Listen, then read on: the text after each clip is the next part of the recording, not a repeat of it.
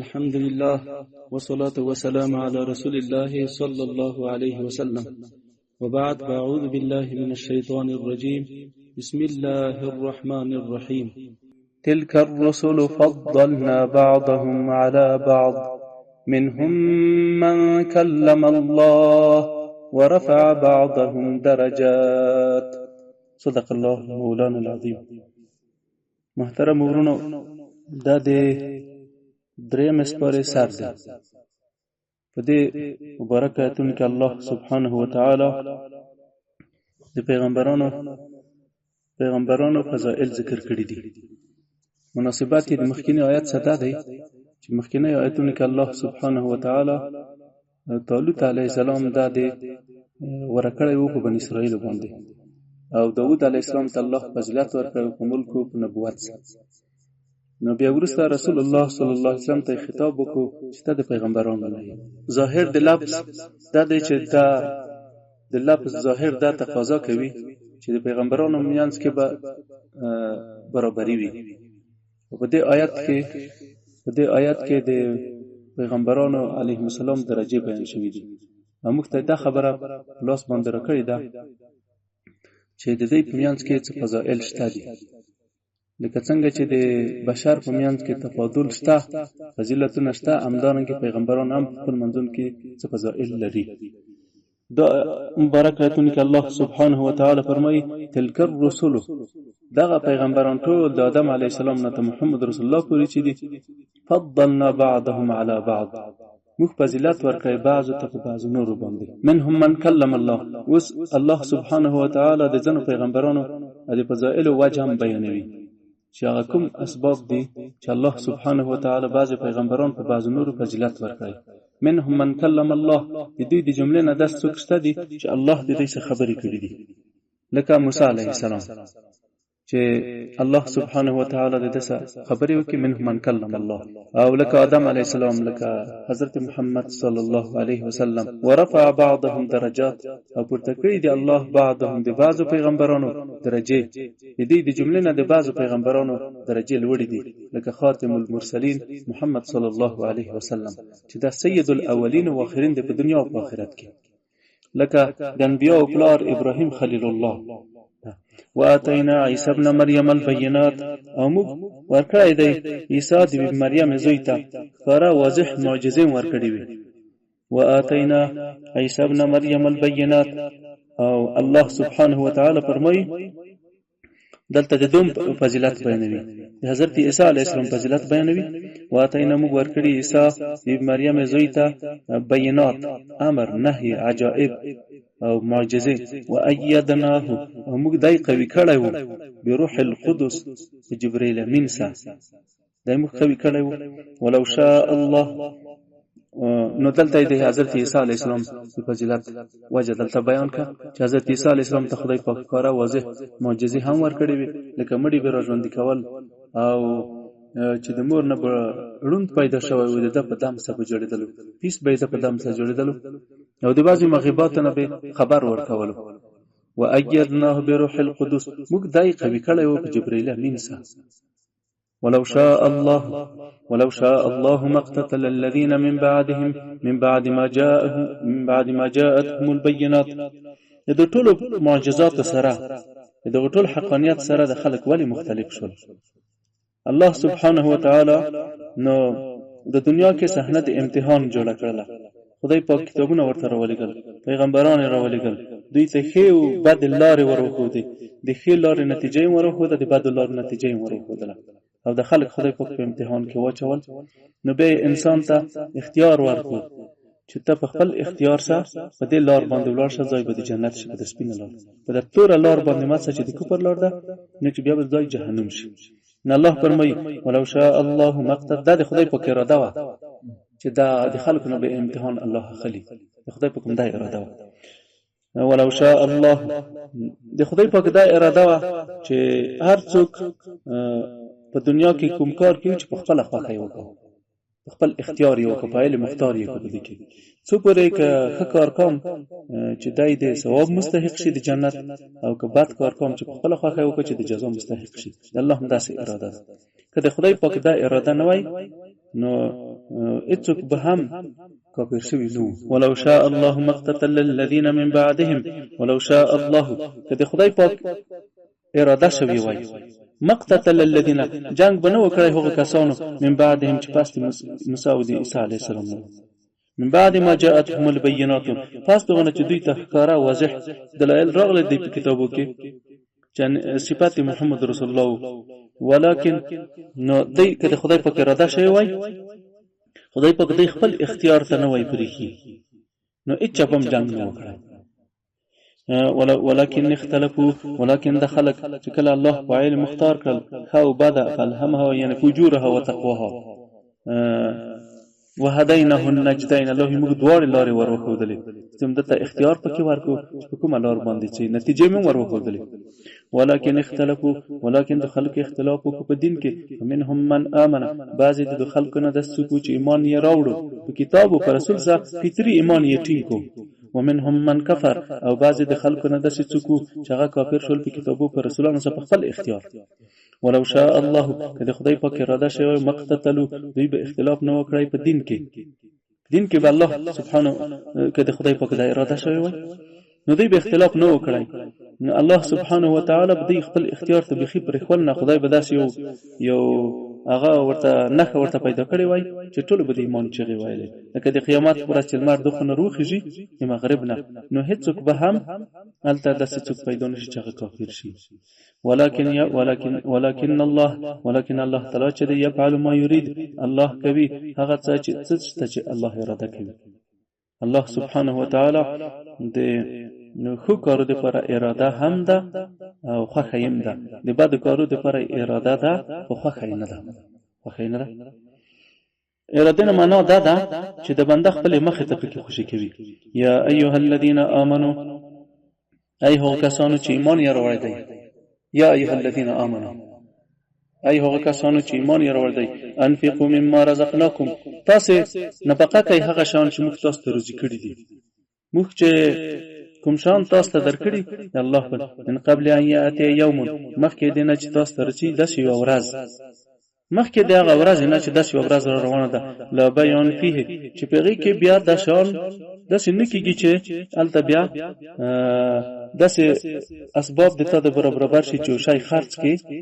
او د تا د پر څه په دیات څه شای لاسته ترشي یا یو شای واخلي نو اغل ته د شان نه اخستل کی او نه خرڅول کی ولا خله او نه بیا ته دوستان ستدي چې ته بیا عذاب نه خلاص کړه، ولا شفاعه او نه شفاعت ستدي کفار لپاره بدون د الله د اذن او د اراده. والکافرون هم الظالمون، هدا کافرون چې د ظالمان. اوس الله سبحانه و تعالی د خلق په صدقه باندې تیزوي. فقال الله ورته فرمای یا ایها الذين امنوا، ای مؤمنانو انفقوا مما رزقناکم، تاسو انفاق وکړئ دغه شانونه چې موږ تاسو ته روزي کړی دي. کوم شان چې موږ تاسو ته مالونه درکړي دي د الله په لار کې انفاق وکړئ. من قبل ان یاتی یوم، د موقع د صدقاتو د ښو کارونو د حاصلولو د موقع د صحنه به بیا پیدا نشي. نه د الله فرمای مخکې د دینه چې داس موقع بیا تاسو ته برابر نه. من قبل ان یاتی یوم، مخکې د نه چې داس یو ورځ را روانه ده، مخکې د نه چرچی داس یو ورځ چې د قیامت ورځ ده لا بیان فيه، چې پیغي کې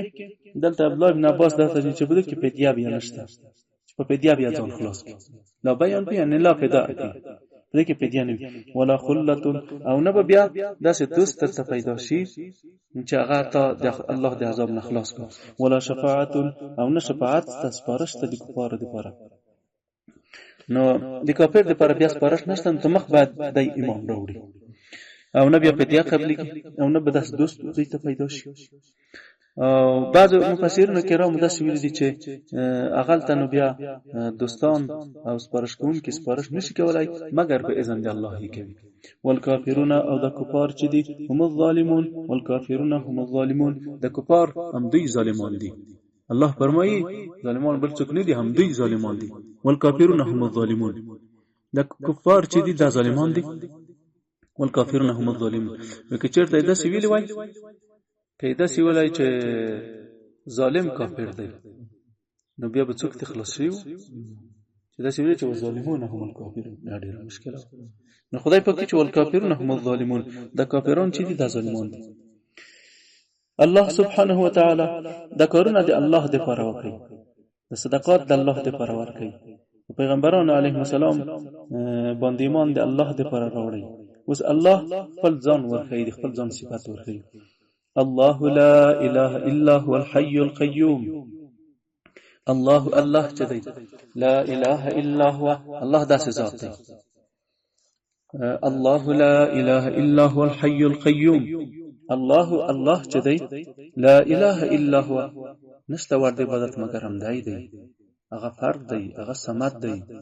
هغه ذو حیات کامله دی، باقی دی، دائم دی، هغه مرگ نه پیرچی، قائم دی په تدبیر د شؤون د مخلوق سره. او نو الله دغه یو ذات دی. الله لا اله الا هو الحي القيوم. الله چې دی نشته ور د عبادت الا هو مگر هم دی. الحي هغه ژوندی دی، داسې ژوند دی د الله چې مرګ نه پیرچی. زموږ هم ژوند شته خو مرګ نه هوندرچی. القيوم هغه قائم دی په تدبیر د مخلوقات سره. لا تأخذه سنة، الله ننیسی سنة اول دی خوب، پرکالی دی خوب نه پیرسی په الله باندې. دا پرکالی دا سنه هغه خوب ته ویل کی چې اثر دروند کو چې حالت په انسان باندې راشي. ولا نوم او نه داسې ثقيلتوب پیرسی درندواله دی خوب، نه خوب پیرسی په الله باندې چې هغه مشغول کړي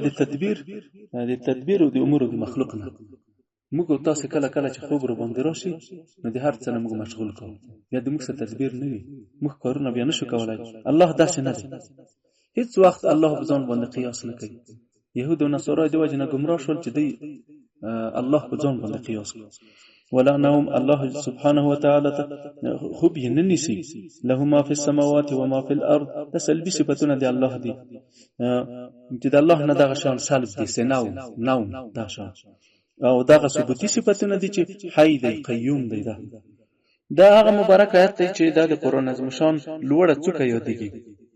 او دا هغه مبارک آیت دی چې دغه د الله سبحانه و تعالی تلاوت هم فضیلت لري. بعض آیاتونه امام ابو حنیفه رحمت الله چې بعض آیاتونه د سیدی چې دوه فضیلت پکې دي. یو فضیلت تلاوت هم فضیلت لري، بل هغه شی چې پکې ذکر وي. فضیلت ذکر او فضیلت مذکور دواړه لري. بعض د آیاتونه دي چې فضیلت تلاوت فضیلت لري، خو څه شی چې پکې ذکر دی هغه فضیلت نه لري. لکه د کفارو کیسې دي، هغه ته تلاوت فضیلت لري، حکم شای چې پکې ذکر دی هغه فضیلت نه لري. لکه کفار دی، د کفار پکې ذکر دی. بعضې داسې آیاتونه دي چې په هغې کې تلاوت هم فضیلت لري او مذکور چې څه پکې ذکر دی هغه هم فضیلت لري. هغه دا دی دغه فضیلت الذکر او فضیلت المذکور دواړه جمع شوي، دوه فضیلت چې هم یې ذکر فضیلت لري او هم څه چې پکې ذکر شوی. دغه د الله جلال ذکر شوی، دغه د الله عظمت ذکر شوی، دغه د الله د کمال صفاتونه ذکر شوی. نو دغه مذکور هم فضیلت لري. دا هغه چې دا 50 کلمې لري، دا آیت کرسی او 10 جملې لري. 10 جملې لري. دا دغه کې د الله جل نوم تقریبا 18 سوار د الله نوم پکې یاد شوی، 18 ځله د الله نوم پکې یاد شوی دی. نو دا ډېر مبارک سورته، ډېر لوړ سورته، ټول ول دي. له ما في السماوات وما في الارض. الله لره دي ټول هغه شان چې په اسمانو کې دي، ملائکه، وما في الارض چې په ځمکه کې دي. من ذا الذي يشفع عنده، من ذا الذي نشتد سڅوک چې هغه سپارښت وکړي الله په حضور کې. نه د اسمان د خلکو نه د سڅوک ستنه د ځمکه په ځمکه کې د قیامت پر د سڅوک شته چې هغه سپارښت وکړي الا باذنه، مگر که سپارښت په امر د خدای وي. بدون د الله د اذن نه هیڅ کوم سپارښت نشي. یعلم ما بین ایدیهم، الله پیږي هغه څه باندې کوم پاینده کې چې پاینده کې کوم سره روان دي چې هغه امور د آخرت دي. وما خلفهم، الله په څه باندې هم عالم دی چې کوم هغه کوم ورسته شاته پاتې شوی دي چې هغه امور د دنیا دي. امور د دنیا او د آخرت باندې الله سبحانه و تعالی بس عالم دی. بعض علما د دینه هغه داس کوي، تفسیر یې داس کوي چې الله پیږي هغه څه باندې چې ورسته څه پیږي ان آخرت بیرته ماغه شي کی معنا، او هغه څه باندې پیږي چې هغه کوم د دې مخه په دنیا کې کوم څه را روان دي حکم الله عالم دی والله اعلم. ولا يحيطون بشيء من علمه ولا يحيطون دلته د مخلوقات عجز خي الله خپل کمال خلق ته ورخود ولا يحيطون د خلق احاطه نشي کولای بشيء په هیڅ شي من علمه د الله د معلوماتنا الله چې کوم معلومات دي الله علم کې کوم د معلومات دي د دې په یو معلوم باندې په یو شی په یو اندک شی باندې انسانان نشي کولای چې احاطه د علم راولي په یو اندک شی باندې الا بما شاء مگر صرف دومره شی د خپل علم نه د الله د معلومات نه دومره شی زده کولای شي بما شاء څومره چې د خدای په پورته اراده دا فکر وکړه چې ډېر د انسان فقې کې پروفیسوران وی په یو سترګه کې څومره وخت تیر کا بیا هم ټول تمام معلومات د دې پر نه شل کالای پکې تیر کړی وي څلويخ کالای تجربه پکې کړی وي په یو اندک شي کې په یو اندک شي د انسان دغه کې د دوه اجزاو کې چې خدای په انسان ته ورکړي تخصصونه کې خستې وي خو بیا هم د سوي چې هغه ټول مکمل معلومات د دې پر نه نو یو تفسیر دا کو چې ولا یحیطون بشیء من علمه نه پیږي ملائکه په هیڅ شي د امور او د دنیا او د آخرت مگر صرف دومره پیږي چې خدای په ته ورخود وسع کرسیه السماوات والارض پراخه د کرسی علم دی الله اسمانو مزکی ته الله سبحانه و تعالی علم چې دی د کرسی دا په دوه معنی باندې مفسرین کرام کوي کرسی په معنا د علم کرسی یو هغه کرسی د چکم د او اسمان نومځکه ته دو تاو ده د او اسمان نومځکه د ورته ښکاری لکه و روپۍ په یو غټ دیګ کې لکه یو حلقه په دښته کې بیا د کرسی نو ورسته بیا عرش دی دغه کرسی بیا دومره وړه د نسبت عرش ته لکه یو حلقه په دښته کې نو وسع کرسیه السماوات والارض نو پراخه د کرسی دی الله اسمانو مزکیته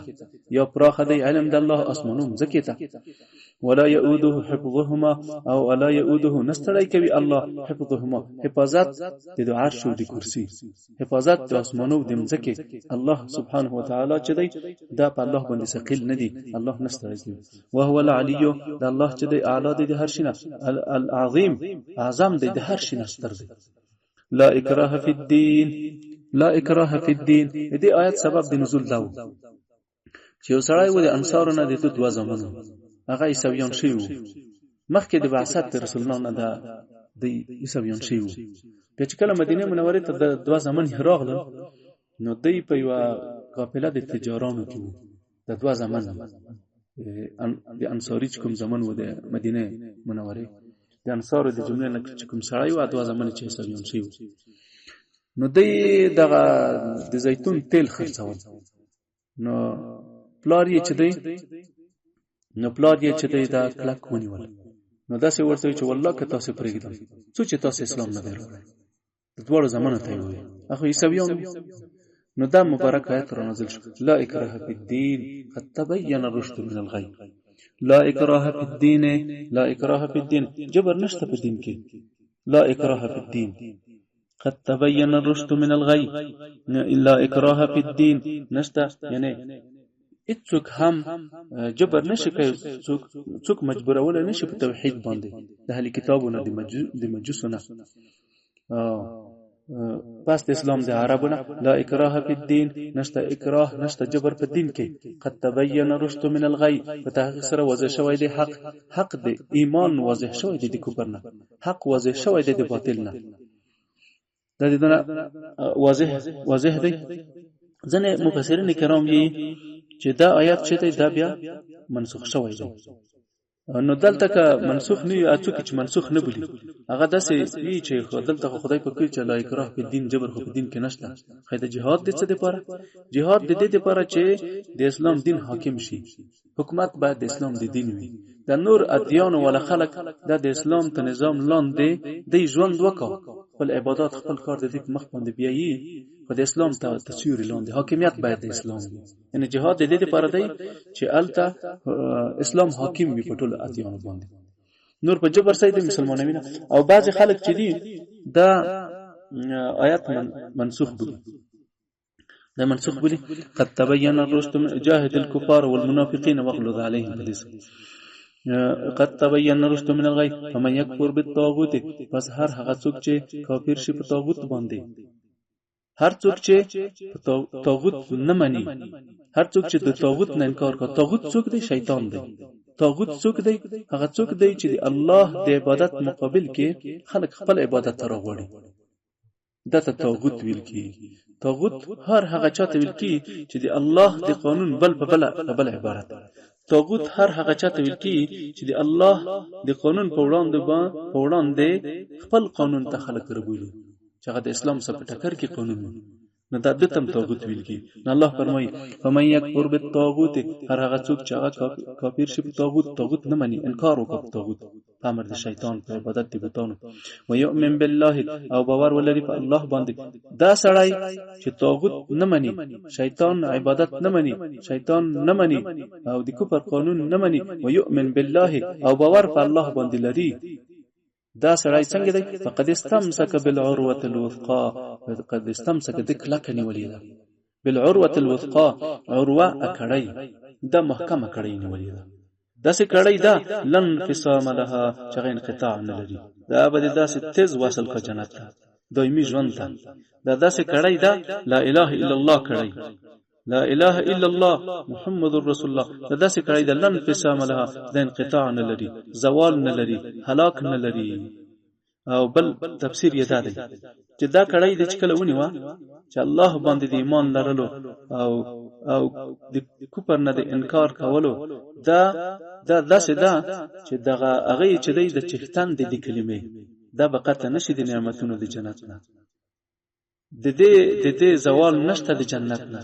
د دې پر هلاکت نشته چې دای به همیش پورکی، دی به همیش پورکی نه ده سره. دا کلمه چې ورسره والله سميع، الله سبحانه و تعالی اوریدونکی دی، د خبرې اوروي، علیم پوی دی د خلقو په ثوابونو او د خلقو په نعمتونو. الله ولي الذين امنوا، الله چې دی الله ولي الذين امنوا، الله حافظ ناصر د مؤمنانو دی. دلته الله ولي الذين امنوا، الله ولي حافظ ناصر د مؤمنانو دی، دوه کسانو چې کوم ایمان یې راوړی دی. سره کوم ولی دوست یې دی الله. یخرجهم دوی روباسي، من یخرجهم دوی روباسي، څوک روباسي؟ دغه مؤمنان روباسي، من الظلمات د کفر او د بد اخلاقۍ د تیارونو روباسي، الی النور د نور خواته روباسي. الله داسې ولی دی، داسې دوست دی د مؤمنانو، توفیق ورکوي څو پرې چې د کفر د تیارونو د ایمان خواته ووځي. خدا خو د مؤمنانو دا الله سبحانه و تعالی حافظ او ناصر خپل ځان د مؤمنانو وښود. کفار څنګه دي؟ والذین کفروا، او کسان چې کافران شوی دي لکه کعب بن اشرف، د ملګری د په لار تلونکي خلق. اولیاءهم الطاغوت، د کفارو دوستان څوک دي؟ طاغوت دی، شیطان دی، شیطان دی دوست. خدا سي دوستی دی ورته وګره. دا سره کوم دوستی دی؟ یخرجونهم دوی روباسي من النور، د نور خواته، الی الظلمات کفر تیارو ته روباسي. دوی دعوت کوي د ایمان نه کفر ته. اولئک اصحاب النار، دا د ور خلق دي، دا د اهل النار دي، هم فيها خالدون، د بدامست پر پور کی نه بمړکی نه بروزي. الم تر الى الذي حاج ابراهيم في ربه، دلته اوس نمونه کوي، نمونه چې الله حافظ او ناصر د مؤمنانو دی. راشه د نصرت نمونه په د انبیانو کې وګوره چې څنګه نصرت د هغه څخه د خپل مؤمنانو سره. راشه چې د ابراهیم علیه السلام سره څنګه نصرت وکړو، او نمونه درته ښیي. الم تر، آیت خبر نه الى الذين، دو کس نه خبر نه الى الذي، الم تر الى الذي، آیا یعنی الم تخبر عن الذي، معنا ده الم تر آیت خبر نه الى الذي، دغه کس نه خبر نه حاج ابراهيم في ربه، چې د مخاصمه کړه د ابراهيم عليه السلام سره. د ابراهيم عليه السلام سره داوی ویلې، د ابراهيم عليه السلام سره دلائل وی، دښمنی ورسکړه. د څه شي کې دښمنی و؟ په ربه، په دین د رب کې، د الله په برکه. ان آتاه الله الملك، چې الله د ذکر د ابراهيم عليه السلام سبد کې د دې پر توبېخ او سرزنش د نمرود د پر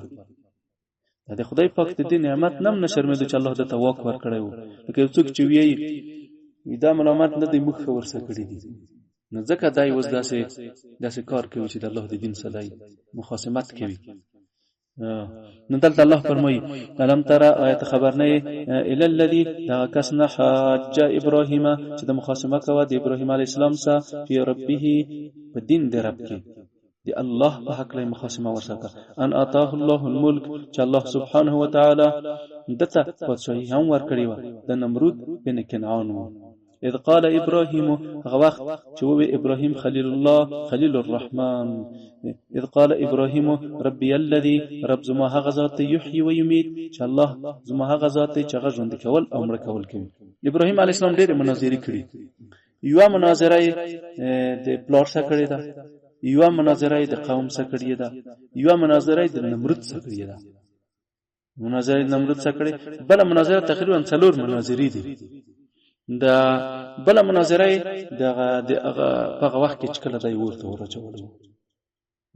اذ قال ابراهيم هغه وختيات کې چې کله ابراهيم خليل الله ربي الذي ثم هغه رب دی يحيي ويميت چې هغه ژوند کول او مړ کول کوي درس پکې د اسلامي امت ځوانانو ته دادی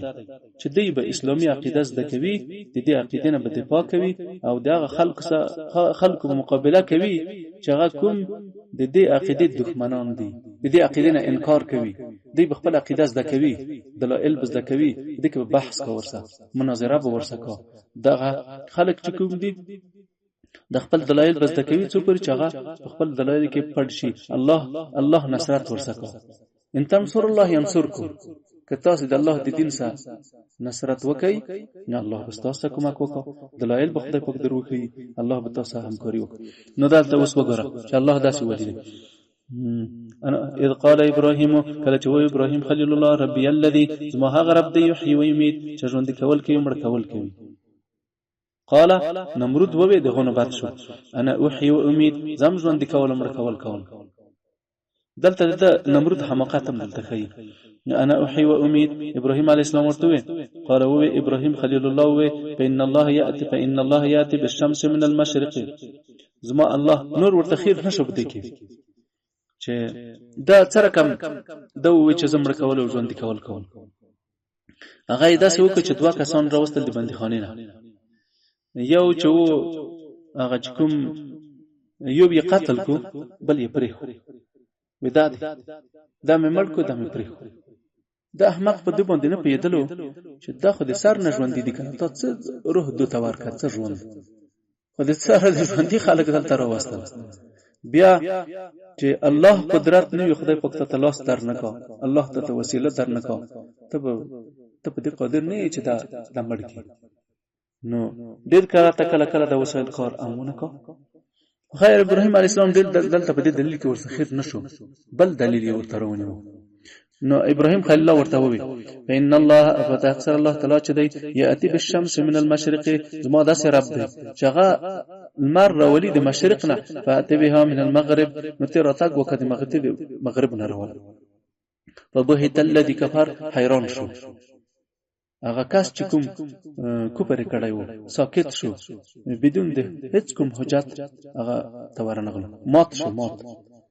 مات شو کافر او ساکت شو والله لا يهدي القوم الظالمين الله سبحانه وتعالى هدایت نکوي ظالم قوم ته کافر قوم ته هدایت نکوي مؤمن ته چې الله هدایت او کلذي مره وقرب بلته الله سبحانه وتعالى د حفاظت او د نصرت او د دې لپاره چې الله سبحانه وتعالى ولي د مؤمنانو دی بلنه او کلذي او یا لك هغه کس مر على قريه دا بوخت نصر د فلسطین بني اسرائیل دلته کوم وسدل د فلسطین کې نو ډېر د قريه ورانه کې بوخت نصر دا ډېر یو ظالم کافر پادشاه نو د قريه ټول لنګ کړي خلک ونی ول بنديان یې کړل څوک مړ کړل او بعض خلک خوشی کړل په دې کې عزیر علیه السلام هم په دو بنديان کې دایم را خوشی کو چې کله خوشی کو نو دا چې کله د خرابې ولیدلې نو داسې وقاریه باندې تیرېدل چې د قریه چتونو باندې ولیدلې دول نه لاندې دي نو بیا داسې وي چې دا به د دوه کیفیت چې دا الله سره کوم ژوند کوي چې د کیفیت نه وردیدلای وای چې دغه خلک دلته د کورنۍ وران شوی دي او د اډو کې را شوی دي چې دغه به خدای پاک سره کوم ژوند کوي نو دای د ځان سره وس الله ورخی نو څه فرمایي او کلذي یالک هغه کس مر علی قريه چې د تیرېدلو په یو قريه باندې قريه وهي خاويه او د قريه لویدلې و على عروشها په چتونو باندې دیوالونه مړنګ چتونه لویدلې قال نو به ان يحيي هذه الله ان يعني كيف سرکم با یحیی الله سرکم با الله ژوند کوي یحیی هذه الله دغه الله څنګه ژوند کوي بعد موتها پاسته مرګ دې چې د اهل یې ټول مړ دی دا به خدای څنګه ژوند کوي نو الله وسورخي فاماته الله بس الله سبحانه دای مړ کو هم دا ځای باندې خدای پاک مړ کو 100 عام سل کاله ثم بعث بیا یې رپورته کو بیا په اول د ورځې کې مړ کو په اخر د ورځې کې رپورته کو په اول د ورځې کې مړ کو پاس د سل کالونه په اخر د ورځې کې رپورته کو قال الله تعالی ورته کوم نبث څومره ځان دی وکړو زایره قال لبثت نو دوی چې ما ځان وکړو یومن یاره یو ورځ ځان مې کړی وی کله چې وکړل چې لمر څه شته د مازدیګر وخت او بیا او بعد یوم یاره نیمه ورځ څه بازي یو ورځ یو نیمه ورځ څه بازي د ورځې په ځان کړی الله تعالی ورته وی قال ورته بل لبثت بلکې تا ځان کړی دی 100 عام سل کال در باندې وتلی فانظر الى طعامك وسنحكي ورخي طعام ته دی وګوره دسم کولای شي الله 3 ورسو 3 او انګور ته دې ته وګوره انګور ته دې وشرابک او بو ته دې وګوره عصير چې انګور ورسه او با لم يتسنى دې ته وګوره چې تغیر شوی نه دی دې ته وګوره چې خدای پاک کېشته اراده وکړي تغیر نشي نه تغیر کی چې الله سبحانه و تعالی ځنې مړي خاور شي ځنې مړي بس لکه انبیا او شهدا نس پاک تر او تازه پروت وي لم يتسنى چې دغه استغیر شوی نه دی وانظر الى حمارك او وګوره د خرته دې وګوره الته مرکب چې د سو مرکب چې د سفر کلو څه غي په ورکړي وانظر الى حمارك نو وګوره د خرته دې هغه چې کله ورته وکتل چوډی کې سپین سپین ځلیږي پروت دي ولنجعلك او د دې لپاره چې موږ وګرځو تا آیتن یو علامه کو للناس د ټول خلکو د پر ته یو نخ کو چې موږ مړي سره کوم راځوندې کوو وانظر الى حمارك وانظر الى العظام او دای چې کله هغه چې کله مړ شو څلويخ کلان وو او دای څلويخ کلان وو او د زوی په دغه وخت کې زوی چې وو دا یو سلوشل کلان وو دا وخت کې کله راغشو ورپورته شو وانظر الى العظام او وګره او ډوکې ته د خرته کیف ننشزها چې موږ سره کم ننشزها موږ پورته کوو بعضی په بعضو نور باندې وګره چې سکلیټ سره کم جوړو ته ورته ګوره نو دا موږ خوځو حرکت ورکو ثم نكسها لحما موږ ورغوندو دته په عضلات یې پوهو پرګونو یې پوهو ته ورته وګره داسې تدریجي شکل سره چې خدای په خار پیدا کوي حیوانات پیدا کوي یو په یو هم پیدا کولای شي نو الله فلما تبين له چې کله د تخکارا شو نو هغه د خره اډو کې تکتل چې ودام الله په قدرت بس سکلیټ و جوړ شو او عضلات باندې وپخل شو رګونو عضلات باندې او بس د تخکارا شو فلما تبين له کله چې د تخکارا شو چې الله دغه اډو کې سره کوم رجکم جمع کوي قال نو ویل اعلم زډیر خپيګم اعلم ډیر خپيم پوښم ان الله على كل شيء قدير چې په اکثر الله چې په هر شي باندې قادر دی وإذ قال إبراهيم هغه وخت یاد کې چې وی ابراهيم خليل الله ربي اريني كيف تحيي الموتى اذ ما رب ما تروخه چې د مړي سره کوم ژوند کوي اوس ابراهيم خليل الله ته وګر الله د مړي سره کوم ژوند کوي قال اولم تؤمن الله ورته چې باور نه لري اولم تؤمن دې یقین نه کوي باور نه لري قال بلا نو دوی چې ولنه باور لرم ولكن يطمئن قلبي ولكن د دې لپاره دي چې زړه مې مطمئن شي زړه باور لرم چې زړه مې ساکن شي حرارت زړه مې کینی قال ان الله ورته او په دې پیګم چې الله زده ته دوست او مندما دوام قبلوي فقط د زړه د اطمینان لپاره دا کوم قال الله تعالی ورته فخذ أربعة من الطير فخذ نو واخله تونسا 4 من الطير نو څلور مرغان واخله څلور مرغان واخله، یو چرګ ورته وښودو، یو کڼاغ، یو دغه کوتره ځنې مرغوی ښي، بل طاووس و. دا واخله، نو دا سرونه یې ته غوڅ کړه، دا د ځان سره وساته او نور ټول میده میده کا او باندې کې د غوښې ټول یو د بل سره ګډې کا او بیا په څلورو غرو کېږده تیتو پرکې کا او بیا ورته چې د الله پیغام راشه. اماغه څه وکړه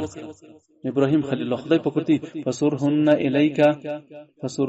الیک به در نږدې کا ځان ته. نو چې کله د څلور مرغان ونیول ځان ته در نږدې کا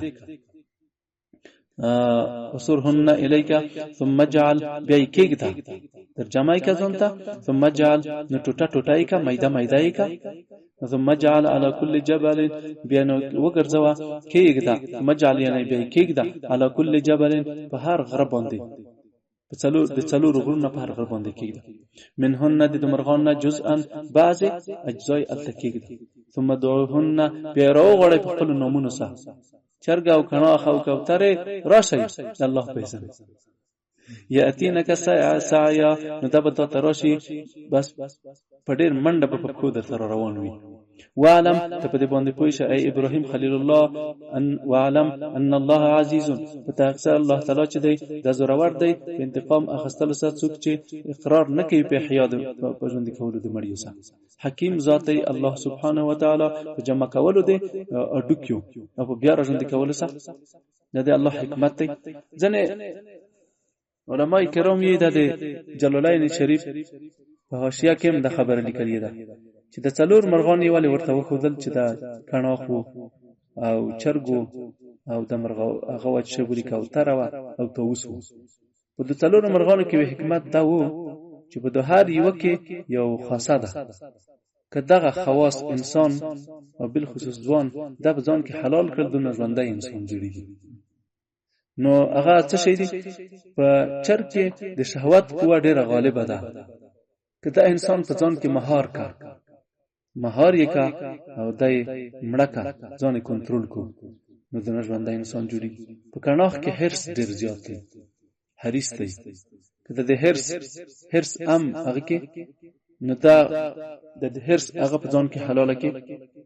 د امر کې د غریزه د هرس غریزه او پغه کې کوم دی کوتره کې هواس ډیر زیات دی او خته منډه کا دا کدا انسان د چټي ګرځیدانه خته او خته خوشي ستره نه ځان وساتي او دغه د هوا او د هواس هغه په ځان کې هغه کا نو د ژوند انسان جوړیږي. توس کې کبر غاړه کله و خته وړي کله بلې خته وړي نو داس چې فکر ورته وکړي په دغه هر یو کې حکمت نو کله د کبر هغه چې دا انسان په ځان کې مړه کا توازن پکې پیدا شي چې د شهوت قوی مهار کړی وي چې هرڅ پکې نه وي او چې هواس پکې نه وي او چې کبر پکې نه وي نو خود حلیم او بردبار ځوان جوړیږي سره جوړ. نو په دې کې حکمت ته ذکر دا ورته خو اوس دلته په دې مبارک آیتونه کې مثل الذين ينفقون اموالهم والذکر د نفقات کا د مؤمنانو د نفقې ذکر کوي د الله په لار کې انفاق کوي. الله دې ته توفیق ورکړي. الله داسې ولی د مؤمنانو دی چې توفیق ورکوي د انفاق په سبیل الله توفیق ورکوي. مثل الذين مثال دغه کسانو ينفقون اموالهم چې دینه نفقه کوي خپل مالونه څه شي په سبیل الله دی الله په طاعت کې په جهاد کې خپل مالونه مصرف کوي. نو د په سبیل الله فقط الله رضا مطلب ده. په سبیل الله نو ټول غرضی خلق ته وځي. کما مثل حبه دا مثال دی هغه دانی لري انبتت چغه وبسي 7 سنابل او وګي وبسي په کل سنبلتن په هر وګي کې 100 حبه سلدونی وي. والله يضاعف لمن يشاء نمدارګي د مؤمن یو خدای پاک په وسو چنده لکه د یوې دانې نه چې او واګي پر واګي کې سل دانې نو وسو د یو دانه خدای پاک نو وسو دانې رو پیدا کړ. نه همدارنګه د مسلمان یو روپۍ چې دا هغه په وسو د نو تنیات والله يضاعف لمن يشاء الله څو چنده کوي چاته چې خوښ شي هغه چې اهل وي دوه دنده څومره چې اهلیت ولري. والله واسع علیم الله سبحانه و تعالی چې د پرخون کوي او په ذات دی. الذين ينفقون اموالهم کسان چې دینه فقه کوي خپل مالونه په سبیل الله نه فقه کوي الله بلاره کې ثم لا يتبعون ما انفقوا دوی بیا ورسته د انفاق په سبیل الله نه ورسته بیا دوی نفس کوي پس د نفقینه منن په احسان په چنه بروینه په الله ولا اذى او نه ضرر سوي هغه چاته چې ورکړي د صدقه غوته ضرر نه به غورم نور کی هم اجرهم د دوی د خلکو د پاره د مخلصینو منفقینو په سبیل الله د پاره ثواب دی عند ربهم پنځ د پروردگار ولا خوف علیهم دوی باندې بډار نوي ولا هم يحزنون او نه به غمجن چې څه شاته پاتې قول معروف کله صدقه نشو ورکولای نو درسه یو خبر ورته وکا قول معروف خبره کلی ښه خبره د خپل ورور ته دعا او دغه صفات کول په غیاب کې مغفرتون او بخنه کول او مغفرتون او تردنه بخنه لمظلمین خیرون د تغور ده من صدقتین دغه صدقینه یتبعها اذى چې شاته په ګوبسي اذیت وي دغه یو خبر خاله والله غنی الله چې دی غنی دی د صدقې د منان اڅ پکار یې نه د هغه څوک چې احسان باری کوي صدقې ورکوي الله دغه غنی دی پروا دی حلیم دی چې صدقې ته احتیاج نه لري حلیم دی زر هغه څوک چې په چا باندې احسان باروي الله حلیم دی عاجل جزاء نه ورکوي یا ایها الذين امنوا ای مؤمنانو لا تبطلوا صدقاتکم تاسو ما باطلوي خپل صدقې اجر د خپل صدقو ما باطلوي بالمن په احسان باري چې په الله احسان بار کوي یا عجب تاسو ته پیدا شي یا سړي احسان بار کوي والاذى او ما باطلوي په ضرر سوال سره چې چاته چې صدقه ورکوي او ته ضرر ورسوي داسې ما کوي کلذي لك عکس ينفق ماله چې نفقه کوي خپل مال رياء الناس دې لپاره چې خلکو ته ځان وکړي سمعت د خلکو د پاره ولا يؤمن بالله ذکر خلکو د پاره کې چې په الله باور نه لري ولا يؤمن بالله دا باور نه لري په الله باندې او یوم الاخر پر ورځ د آخرت باندې فمثله د دې ریاکار د دې صدقې د منان چې احسان بری پکې کوي د صدقې د مشرک چې د الله د پر نور کوي د دې صدقه داسې مثال لري فمثله د دې مثال داس دی کمثال صفوان لکه مثال د خوې تیګه علیه تراب چې په غی باندې ګرد غبار خوې تیګه په لسنګه فاصابه وابل بیوغه باران ورسی تیز تون باران پراشی شدید نو خوې تیګه دا په غی ګرد پروت دی نو شدید باران چې پراشي ګرد به پاتې شي پترکه صلدا وچکله با شدید باران پراشي نو پریک دي دتیګه صلدا لغړه خویا پاکه هیڅ کوم ګرد پکې نه وي لا يقدرون على شيء د قدرت نه لري د ریاکاران على شيء ثواب د هیڅ شي باندې په آخرت کې مما کسبو دغه سنه کوم انفاق چې په دنیا کې کړی د ریاکارۍ لپاره دغه نتیجه د دې قدرت نه لري چې دغه نتیجه دوی ته لاس ته ورشي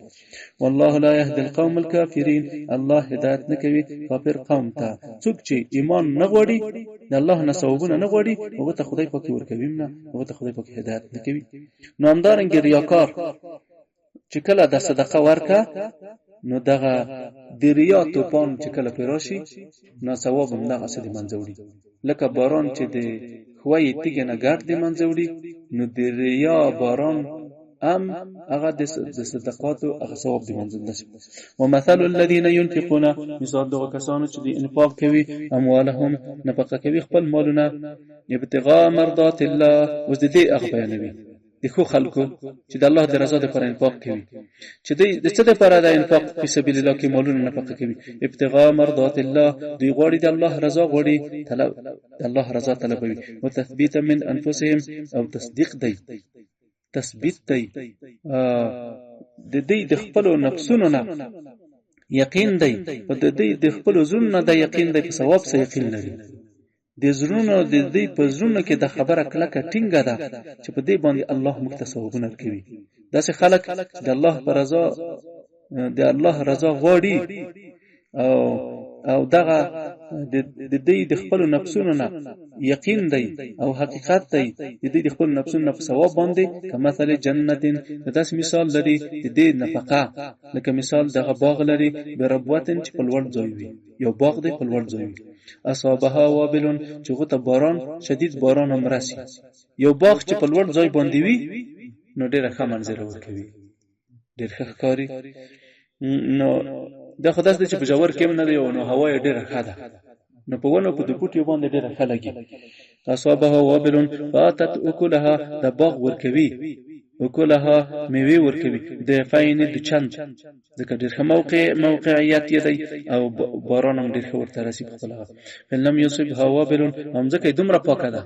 فلم يصبها وابل که چېرته باران ورته ونه رسي فطل بس هغه بیا د دې پر شبنم ام کفایت کوي شبنم نه دی هغه ام کفایت کوي نو والله بما تعملون الله سبحانه وتعالى په څه چې تاسو کوي کوم شان چې تاسو نه پخه کوي نو الله سبحانه وتعالى چې په څه چې تاسو نه پخه کوي بصیر لیدونکی دی الله یې ویني ټول شان د تاسو خدای په ویني نو دا مثال د نفقه د مؤمن وو چې کله دای په اخلاص سره الله نه په لګ ډار سره نو دغه هغه ورکړ نو خدای پاک څو چند دغه هغه کوي ثوابونه خدای پاک څو چند ورکوي لکه دغه باغ چې کوم حاصلات ورکوي خو د زړه د اخلاص کې هم ځکه پاکه ده زړه پاک دی او هم دغه څه دی چې د قرآن شریف د هغه نه د آیاتونو نه د پزړه باندې د سیوري لکه باران د زړه باندې امي هوا ډیره ښه ده نو خود خو د صدقه چې کومه ده د الله د رضا د پوره کې د زړه د اخلاص ورکوي نو خود ښه نتیجه ورکوي لکه باغ چې په لوړ ځای باندې ايود احدكم اي خوخوي استاسو ايود احدكم ان تكون له جنة ايود احدكم ايا وزدل طبيعت د ریاکاری هغه کوي ریاکاری دومره بد شي ده چې دا د انسان د اعمال داسې تبو کوي ته اوس دې ته فکر وکړه د آخرت پر ورځ سړی د اعمالو ثمرې ته ثوابونو ته سړی ډیر محتاج وي ډیر ورته محتاج وي په وخت کې نو داسې یو مثال الله بیانوي چې ته په خپل فکر وکړه چې ته یو کار وکي دلته ډیر ښه مثال بیانوي ډیر واضح ايود احدكم ايا خوخوي استاسنا د تمنا کوي ان تكون له جنة څوک د خوخوي ځان لپاره چې دای باغ ولري ان تكون له جنة چې د لپاره باغ وي من نخيل د خرماونه او اعناب د انګورونه تجري من تحت الانهار چې روان وي لاندې د ون ځنه نهرونه روان وي او دلته کوټي وي ته کوټي لاندې هغه روان وي له بها د دې لپاره په باغ کې من کل ثمرات قسم میوي وي نو دا د ځان لپاره څوک خوښوي چې داسې ښه باغ وي خو اصحابه الکبر او دای ته زړبودي هم رسیدلی وي په دې وخت کې زوړم وي ښه باغ وي او د ته زړبودي وله ذریه او د دې لپاره اولاد هم وي ضعفا عجز وړه اولادونه ورته غاړي وي فاصحابها نو دا څوک د ځان لپاره خوښوي چې یو باغ کله باغ سړی ولري پکې کوټه یم وي خو بم ولري خې میوه ولري او سړی زوړم وي او وړه ولادونه ورته غړي وي بل متره کم لري د حاصل ته سترګې نیولې وي نو په اصحابها اعصارون د تورسیږي باد ورسیږي پکې ور وي فيه نارون پکې ور وي فاحترقت هم دغه حاصل خیزه باغ د باد څنګه وسوځي دا ټول وسوځي څوک د ځان لپاره د خوښوي چې په داس حال کې ډېر ورته محتاج بل مدرک کې نه وي وړه اولادونه ورته غوړي وي او دا حاصل یې ټول په ور وسوځي دا څوک د ځان لپاره خوښوي نه نو همدارنګه موږ اعمال ته هم دغه ضرورت لري د قیامت پر ورځ باندې دا د ریا په ور سبب ونسوځو کذالک همدارنګه یبین الله لكم الآیات الله تاسو خپل آیاتونه بیانوي خپل نخې په امر په نهي سره لعلکم تتفکرون کې دې شي تاسو فکر کې وکړئ دا امثال د قران کې ډېر فکر کوي اوس بده کې چې فکر وکړي نو ضرور نو ډېر خلک چې سړی ته لاس ته ورسي صدق الله العظیم